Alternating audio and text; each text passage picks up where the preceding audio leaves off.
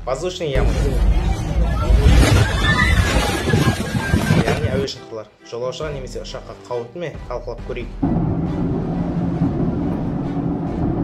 Турбуленттік жолаушылардың үрейін ұшыратын құбылыстардың бірі. Турбуленттік деген жалпы атмосфераның физикалық қасиеті. Яғни ол жерде ауаның температурасы, қысымы, желдің бағыты мен жылдамдығы ұдайы өзгеріп отырады. Дәл осындай әртүрлі ауа массалары шоғырланған жерден ұшақ өтсе, ұшақтың салонында түрлі дірілдер, тербелістер пайда болады. Яғни ұшақ шұңқырға түсіп шыққандай тербеледі. Турбуленттік құбылыстардың ішінде ең қауіптісі ашық аспан турбуленттілігі. Себебі әдеттегі турбуленттікке қарағанда ашық аспан турбуленттілігін анықтау, алдын ала болжау өте қиын. Статистика бойынша соңғы 25 жылда турбуленттік әсерінен бірде-бір әуе апаты болған жоқ.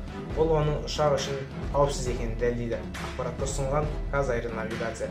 Саған бауырым осындай авиациялық ақпараттар қызық болса, арнаға тіркел, видеоға лайк бас.